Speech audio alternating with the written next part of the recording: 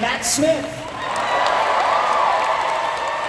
Arcy, Olivia Cooke, Paddy Considine, Olivia Cooke, Emily Carey, co-showrunners Ryan Condal, and of course, George R.R. Martin.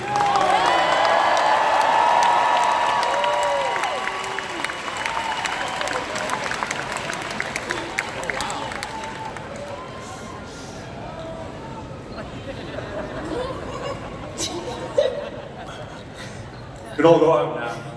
Well, before we get started, Emma has a message. Oh, yeah. Miguel Sapochnik, who is co-showrunner with Ryan, got COVID yesterday, so he's not here. But he sent me a text message for you, which I'm going to read. He says, "Hey Comic-Con, I'm gutted that I can't be there with you today. This is fairly typical for me. The first time I had to catch a plane to Belfast to do Thrones, I forgot my passport. So the fact that the first time I get to come and do Comic-Con with all of you lot for House of the Dragon, I get COVID feels about right." Fire and blood.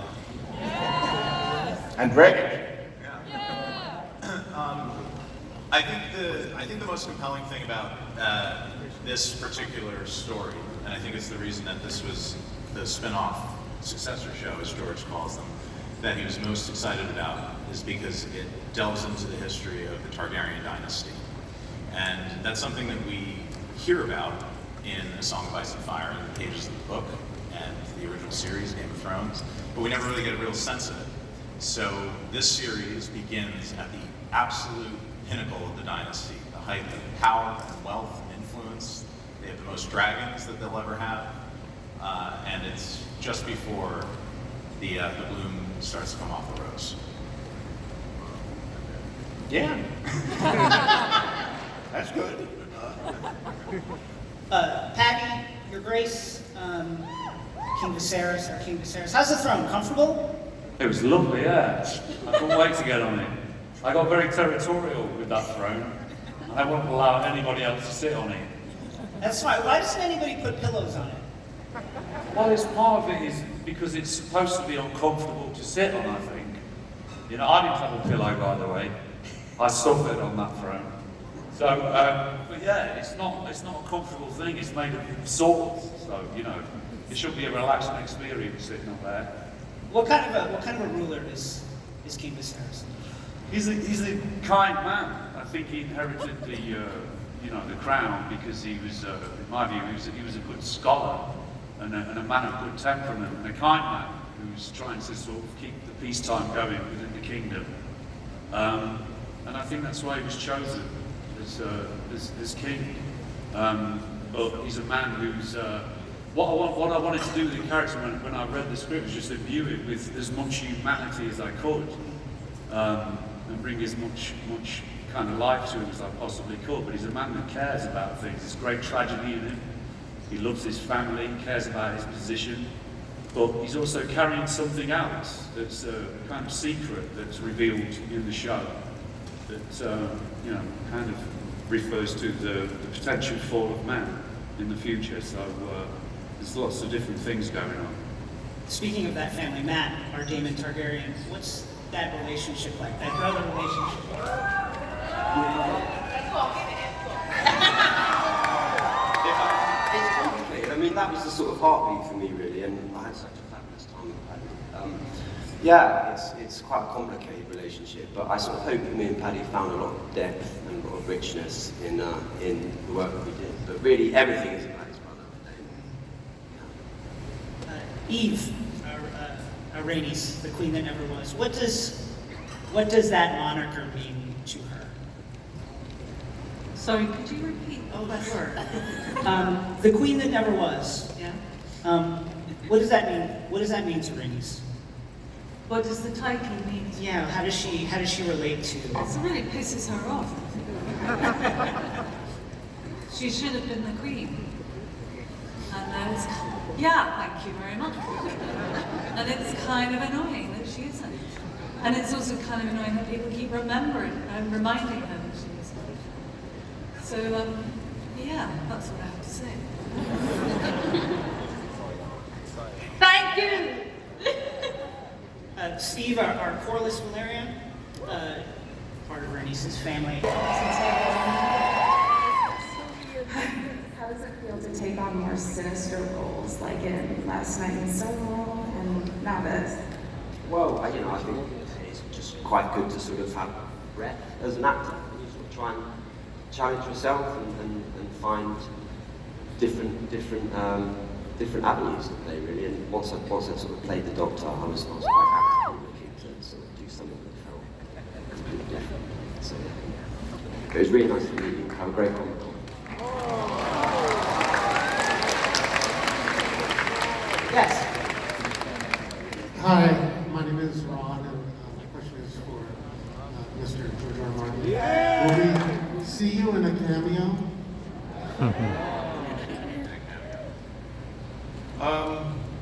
I don't know. I mean, for the last couple years since COVID hit, I've hardly left my house. I've been, trying to stay away from COVID, and also, you may not know, but there's this book that I'm writing. It's a little late.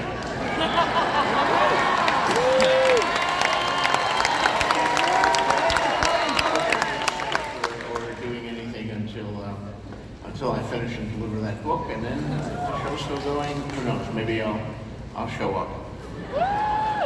I did do a cameo in the original pilot of Game of Thrones, but they reshot most of the pilot, so I was left on the cutting room floor. And I was supposed to be, at a certain point, I was supposed to be a severed head. That scene where Joffrey makes Sansa look at all the severed heads on the wall, I was going to be one of them, but then they found out how expensive it was to make a severed head, and they just bought a box of used severed heads. One of whom was George W. Bush, which got us in a lot of trouble with people in the store. And I don't think he's there any longer, but if you get one of the old DVDs, you can see it. I know. Who knows? Maybe I can yet become a severed head at some point. George, I know a guy. I think I can get you on the show. You're welcome anytime. George, thanks so much for leaving your home to be with us here today.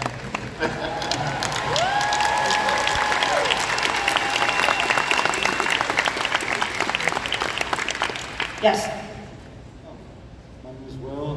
My question goes to George R. R. Martin. What was the most difficult piece of, say, this story that was hard to adapt onto this show? Well, it is a very hard story to adapt because it's very long and it's very complicated, and there are many, many characters in it, and so Ryan had quite a challenge there in adapting it. I don't know, what was the hardest part to adapt? I mean, that's a great question. It's a really interesting challenge because it is not a traditional novel. It's not written in prose. It's a history book, as George calls it, a fake history. And so there's a lot of signposts in it that there aren't necessary. There's some dialogue, but then other things, it's just, oh, this happened on this day, and then there was a war, or there was a fight. So the trick is, I think, painting in the lines that you have point A and point C, but you don't really know what point B was. And that's the fun of the invention of this show. But to me, the most challenging thing is just the sheer amount of time that the story covers, because it's the story of a generational war, so it's figuring out how to structure it in such a way that we could move people through this very complex timeline in a very simple way so people didn't get lost. And I think we've done a pretty good job. But that was certainly a brain bender for the writers and I. And thank you, Sarah Hess, who's somewhere in the audience, for saving our bacon on that.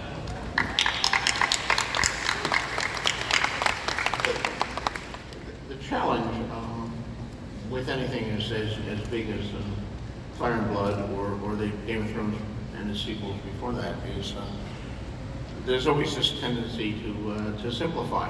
Oh, there are too many characters. And when Game of Thrones first came out, some of the reviews were people who were professional television reviewers.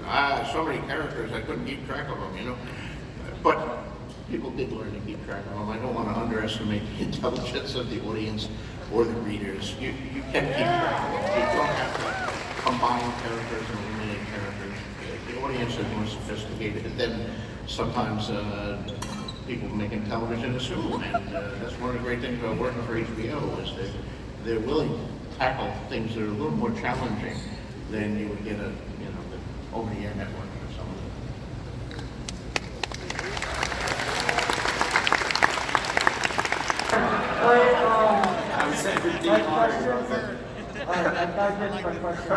My question for you is, how would your character in Morbius fit well into the Game of Thrones universe?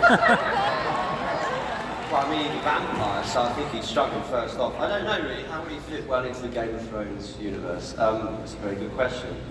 I think he would be a fish out of water in truth. I don't think he's got the chops to do it. But I'm glad you watched a completely different movie. Oh, Doctor would be alright, mate, yeah. He landed on the Next, your name? My name is Tori. Is that Rhaenys? It is. Oh my God, you look amazing. That's amazing. You look so much better than I do. You definitely look much Oh my God. The hair's even better, isn't it? Yeah. Is that the wedding? You come as the wedding? Yeah. Oh my God, I love it. It's incredible. So you come from a theater background where you played many famous characters from sets. Your relationship with George started. I refer to it as a bit of light fan stalking. My very first television pilot was a supernatural western that NBC had picked up to go shoot. And we selected, by chance, the filming location of Santa Fe, New Mexico. And I said, well, I don't know anything about Santa Fe, New Mexico, but I know one person who lives there. And I was going to be there for many months. And I said to my agents, knowing that they also represented George, hey, can I buy him dinner while I'm out there and just talk to him and pick his brain? And this was 9 years ago. And I don't know why, but George said yes and let me buy him dinner and sweat profusely in front of him. And we just, I talked a lot about his books and how much I was influenced by him as a writer. And I just really wanted to just get to know him and pick his brain a bit. And then he came and visited set and hung out on our Western. And everybody kept asking me, do you know George R. R. Martin? And I said, I guess I do now. And we stayed in touch. And he came to LA fairly often to win Emmys. So he would always look me up in September when he was in town. And one day he called me and I came out to have a beer with him and he offered me a job. And here we are 4 years later. And it's mental. It's crazy. Ryan, you've been picking my brain when I did the set, but I was stealing his cast. He did two of the people on that Busted Featherlet was hired by Game of Thrones. That's right. The great Pedro Pascal was a Pinkerton detective, kind of bumbling Pinkerton detective in our pilot, and also the great Michael Huisman was the star of the show, playing Drake Sinclair, the rogue gunman. And later went on to be our second Dario Naharis. That's right. Infuriatingly handsome. We're about a month out now, and here we are at Comic-Con, Hall H. One of them's called Word Evil or Mr. Atrocity or anything like that. And we don't have orcs or Trollocs or any like that. But they're certainly evil. I always believed in the most interesting characters are great characters, like all the human beings I've ever met and read about. Are capable of generosity and love and doing good, and then the next week they do something selfish and bad, and we all have things to be proud of, and things to be ashamed of. And to my mind, once again, William Faulkner, who in his Nobel Prize acceptance speech said, the only thing that's worth writing about is the human heart and conflict with itself, and that's something I've always taken as a mantra here. That, all of these characters,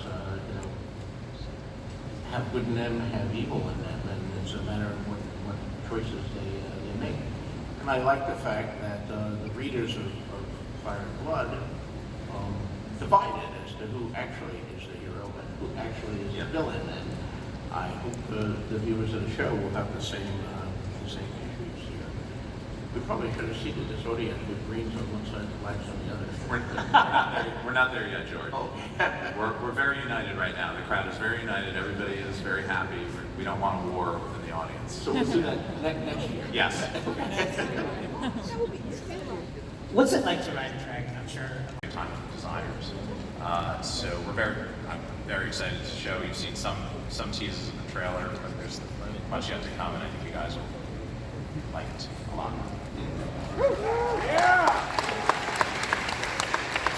For our group, was there a moment when you felt like, maybe it's when you first got in costume or you first got a sword in your hand or something, when you felt like, oh, I think I'm beginning to understand this character. I think I've got it. The wig. The wigs. It's all the wig. It's like a Targaryen rite of passage, maybe. Most of which I don't think I should share. This is a world that is famed for its iconography, the Valyrian steel swords, dragon eggs, the Iron Throne. Any particular favorite prop? And I ask because if you can steal it from me, that would be super great. But any favorite props, any favorite item from the world? My knife. It's a very important knife. What? Yeah, my knife. I wanted to keep it, but they're very hot on that on the show, so they wouldn't let me take a knife. And trying to nick one was hard as well. So yeah, that was the thing for me. I quite liked having a knife. I thought they'd give it me to the end HBO. I was a good king after all. They didn't want to listen now. They give me the fucking knife. HBO, please give him the knife. No? Sorry for my first second. Flex movie and television props. It's a wonderful podcast. I do. What dreams are made of. Yes. So I expect at the end of the show you'll make all the really good props. I'm going to get a knife for Paddy. Thank you, Ryan. Yeah. Thank you, Ruben. Make it happen. Great plug for Ryan's podcast. Thank you, by the way, George.